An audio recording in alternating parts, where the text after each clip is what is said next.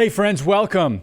It's not bigotry to say that kids deserve both their mother and father, and it's not hateful to acknowledge that certain family forms are better for children. It's love that tells the truth. And the truth is this: no matter how many policies or pronouns change, biology still matters. Mothers and fathers still matter. Truth still matters. And children always do best when raised by their mother and father. We're talking about that next. Welcome to Worldview Matters, discussing controversial issues, discerning current events, defending biblical Christianity. No topic off limits. And now, here's your host, David Fiorazzo. Friends, welcome. We're blessed to talk about this great organization again. It's called Them Before Us, meaning them, children, kids. The website, thembeforeus.com. And then also they've got a Substack, Them Before Us on Substack. But I want to welcome Josh Wood to the podcast. He's the executive director at Them Before Us. He holds a master's in humanitarian and disaster leadership from Wheaton College and a bachelor's in cross-cultural ministry from Messiah University. He's been in nonprofit leadership and church ministry. He's married, lives with his wife in Charlotte, North Carolina, and 4 kids. Josh, welcome to Worldview Matters. Good to see you. Yeah, hey, thanks for having us. So what I read, we started off with, was the conclusion that was the last paragraph in your article on the parenting study. We've forgotten all about this. It's kind of like brushed aside since that awful Supreme Court decision in 2015 on same-sex marriage. But there it is. It's the parenting study that should have stopped gay marriage. And you can find this on their website and at Them Before Us on Substack. The study was in 2015, and it was put out by New Family Structures.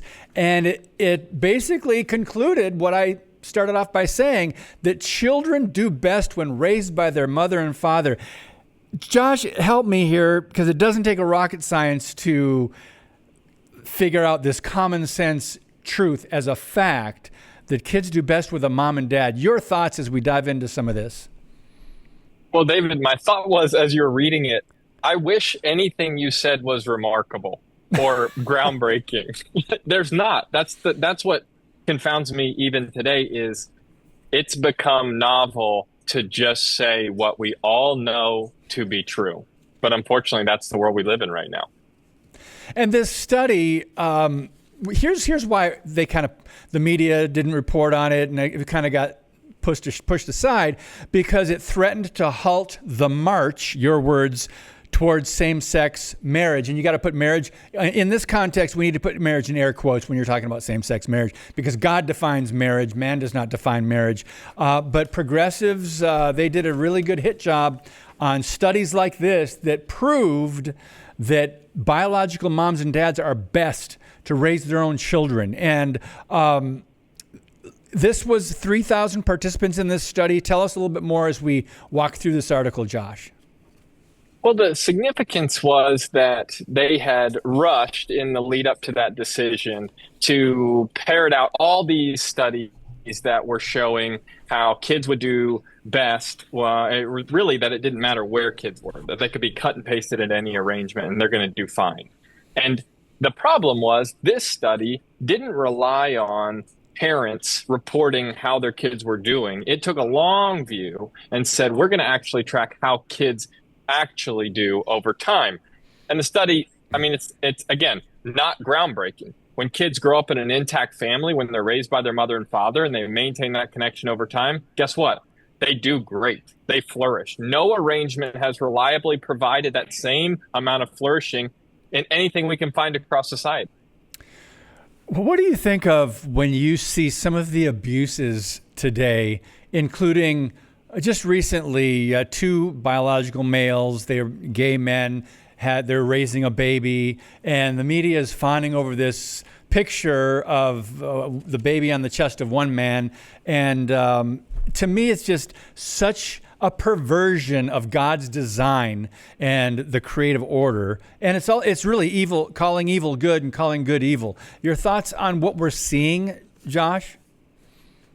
Well, what people don't realize, and again, I've run into so many people who talk about this and they want to say things like, just let people be. It's just the privacy of their own home. But what you quickly realized is that by elevating a fictitious institution, by saying that there was gay marriage, you actually you necessitated for the state to step in and provide all the quote unquote, using the term from the Supreme Court decision in Obergefell, the benefits of marriage.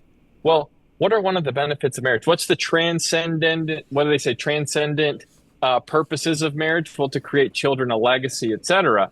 Well, when biology doesn't permit two people to create children, the state decided to step in and say, we have to now make sure that every state provides pathways to parentage for adults. And what does that mean? Well, when you allow when the state allowed, when the government, when the Supreme Court decided to allow a man to call another man his husband, when they opened and redefined marriage, they also entitled that man to call someone else's kid his son. They redefined parenthood.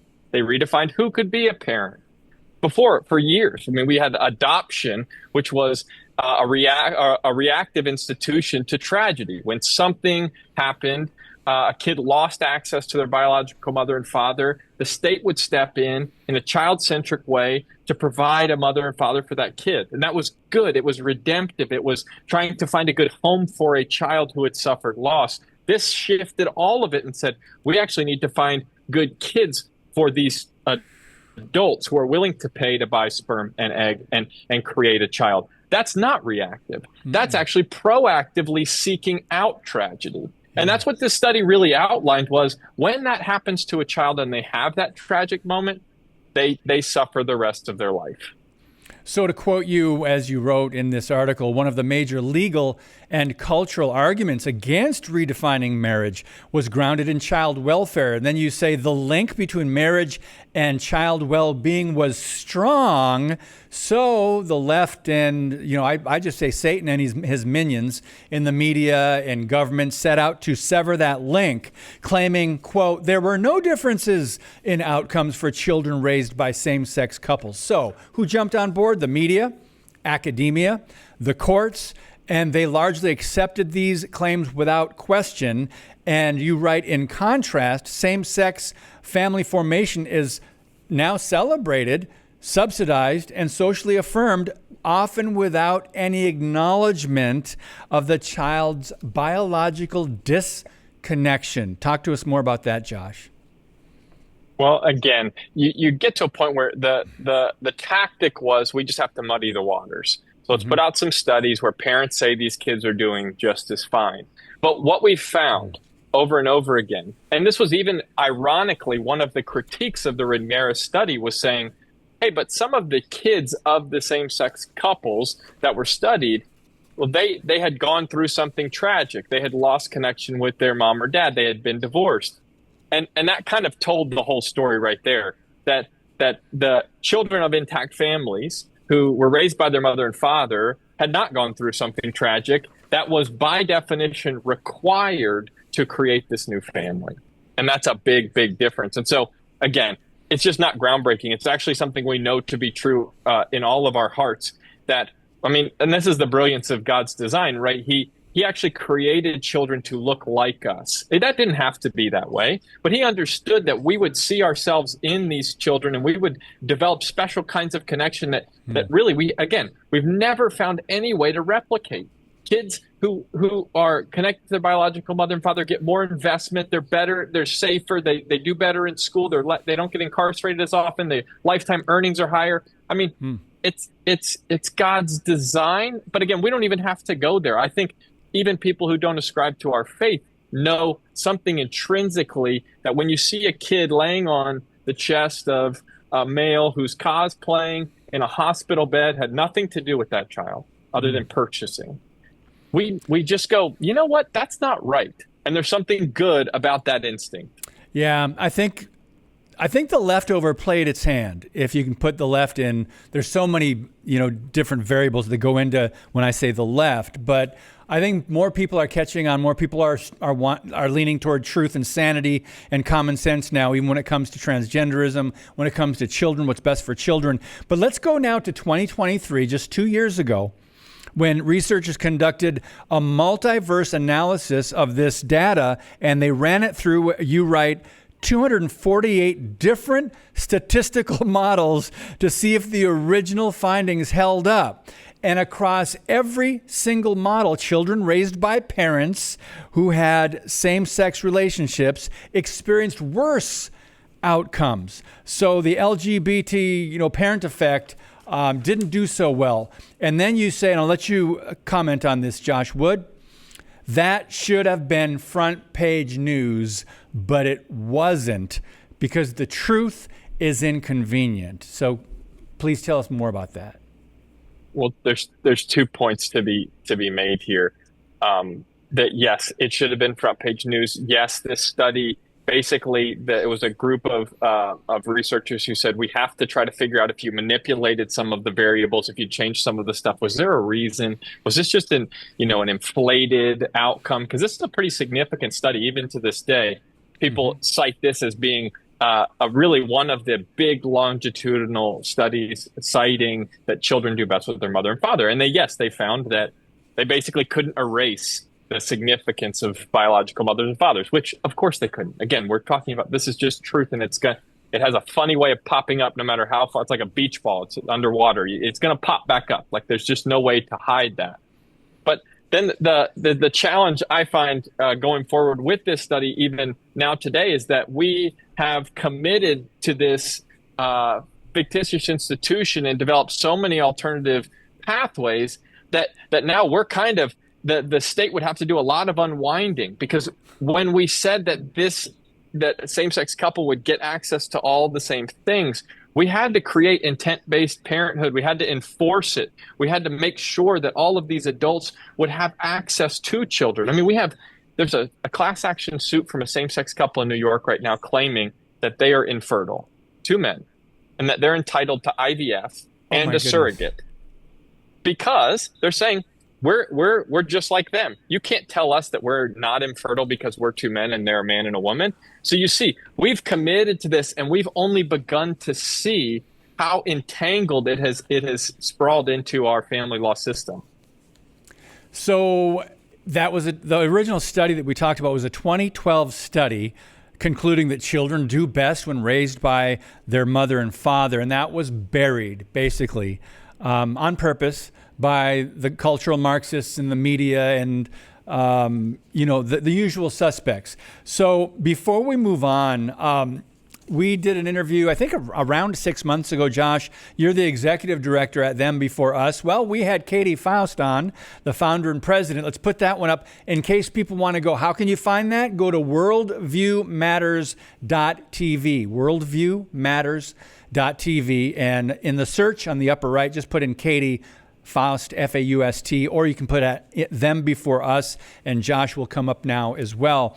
So Josh, moving on, just briefly, you sent me this really interesting article that you did on Nike's Scotty Scheffler dad ad.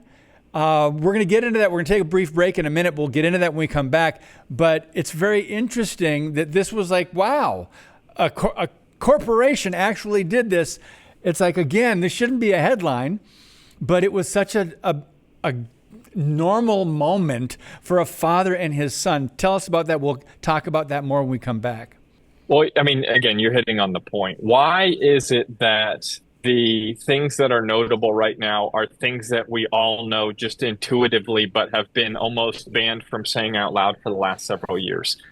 That's what gets me. It's why is a Volvo ad that just talks about a father being invested in the legacy of his child somehow breaking news? Why is it that, it's all these different ads that they're really clearing the lowest bar, if we're being honest. But man, we have almost been at like a cultural impasse for the last several years where you weren't just not allowed to say things we knew to be true. And I'm glad that groups like Nike, Apple, and Volvo, they're responding to the market, obviously, but I'm glad that the market is now valuing life again, valuing relationships, fatherhood, family, as they should. Yeah, we're going to talk about that when we come back. Is there really a cultural shift? Because the corporate leaders, their worldview is probably not going to change. I don't think they had a come to Jesus moment, but it's about following the money, and people are seeing this insanity in the other side of this. So we'll be right back with Josh Wood on Worldview Matters. Today's show is brought to you by Harbinger's Daily, world news biblically understood.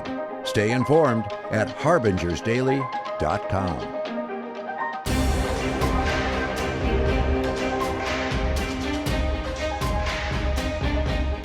So in this article, Josh, we're keeping this theme going so far in the podcast. You say America needs a return to the things that actually matter, such as family, fatherhood, legacy. Obviously, we would put God above all things, and then everything else should line up and fall into order. But let's bring up that article, Jeff. Nike's Scotty Scheffler dad ad signals a cultural vibe shift. So, Josh, are we seeing a shift? Josh, are you seeing that? You mentioned a few ads corporately, but if you back up and take a bigger view of things, are we really seeing a shift in your thoughts? Well, I would probably say that shift was most evident in how men invading women's sports led to, in my mind, the real first turn of the progressive movement in how many years? 50, 60 years, a serious loss that they sustained. I think, like you said earlier, they overplayed their hand. And it's almost sad to me that it took seeing traumatic brain injuries in volleyball, men winning in swimming by 5 or 10 minutes in a race to present the stark reality that men and women are different. But I think we finally got to the point. I don't know if people if there's been a shift. I think maybe people are completely fed up and just unwilling to go along to get along anymore. And they're willing now to and maybe it's just enough of us saying something. They're willing now to voice it and to say, no, men and women are different. And I'm done pretending like they're not. So in your article, and this is over at The Federalist, I believe. Do I have that right? Yes, The Federalist. You write that politics is starting to reflect this fatigue, cultural fatigue. And here's what you say. I'll let you continue after I quote you. Americans are exhausted. For years, we've been force-fed a diet of corporate sloganeering, social experiments, and astroturfed ideology. The commercials, the awards shows, the children's programming, it all felt like a coordinated effort to deconstruct everything normal and call it progress. Josh, continue, because I agree with you 100%. Well, I think you almost felt like, probably most evident in that ad that I think probably contributed to Harris losing the election. This transgender surgery for inmates, and I can't remember if it just got to the point where you go, okay, I don't think the constituency for that is 4.5 people. Like, how could that possibly be true? And you were willing to say that. Was that a pander? Who's behind this? Like, I think it finally, the fever broke, and people are going to go, hey, and then this is the nice thing. I don't think that it's political. I don't think the Scheffler ad, the Nike or the Apple ad, there's one on Volvo. Look, my background was in missions. I served among Somali refugees in Harrisburg, Pennsylvania in college. I remember going into an apartment complex one time, and the first thing this mother did, who had a cell phone for just a couple weeks, right? She had come from Somalia by way of Kenya. She lands here. She's been here for 4 or 5 weeks. What's the first thing she shows me on her cell phone? Pictures of her kids playing soccer. That's what she had taken pictures of. That's not any different than my dad did.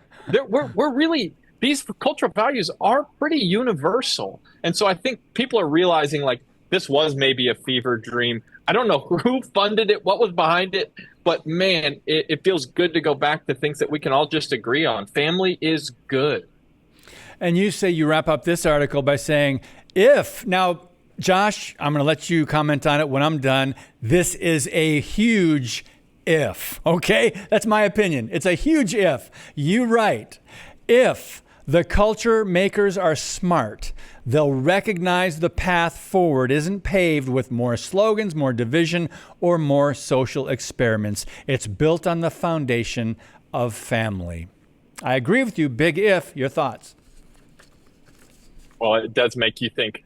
How has it survived so long doing other things? What is behind? Who are the moneyed interests that are propping up these? And what are the structures that we need to pull apart to make sure that these corporations are not slaves to a very, very, very small interest? And again, because it doesn't make sense. That's what overrides in my mind is, again, the constituency for some of this garbage is so small. So what is the incentive structure that continues to push these big corporations to do things? I mean, I'm thinking about Bud Light, Cracker Barrel, you can name it, John Deere. I'm like, this doesn't make sense. It's out of touch with your consumers. It's not even good business.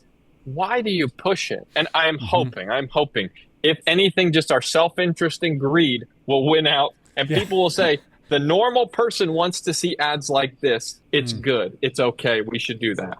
Yeah, this is a good reminder to be a faith-driven consumer, friends. Boycott and boycott. Support companies that represent Christian values or biblical values, and do not spend money on corporations or at places where are hostile toward the biblical worldview. They support abortion, gay marriage, socialism, and other far left things. So, two things I want to try to squeeze in the last 6 minutes here, Josh. Taylor Swift and Travis Kelce and Chip and Joanna Gaines.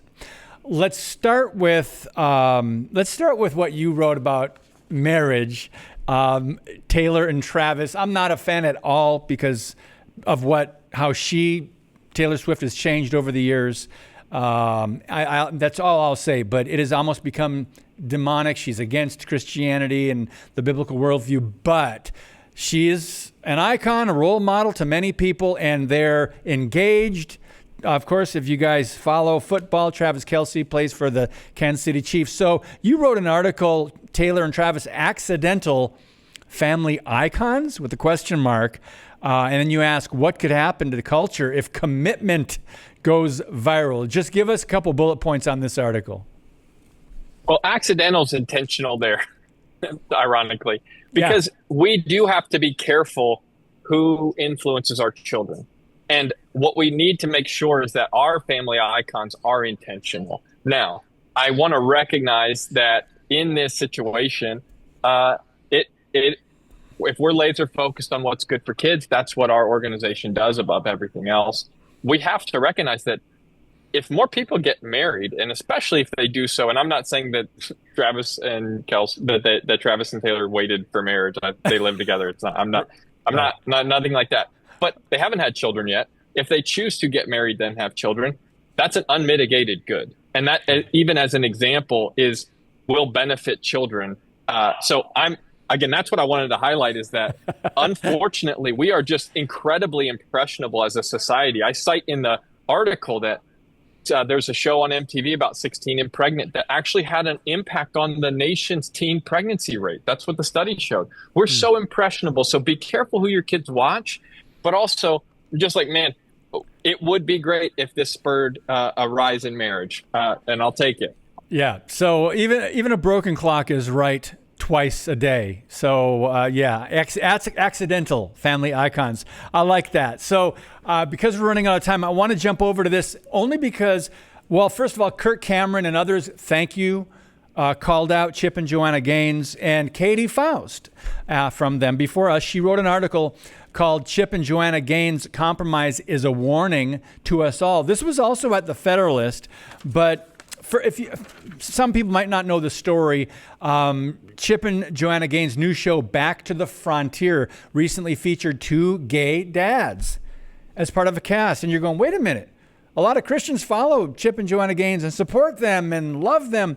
But there's compromise. It's so easy for some of these people to get up, and once they become popular or famous, then the compromise comes. Josh, speak to us a little bit about this. I'm thankful for Kirk Cameron.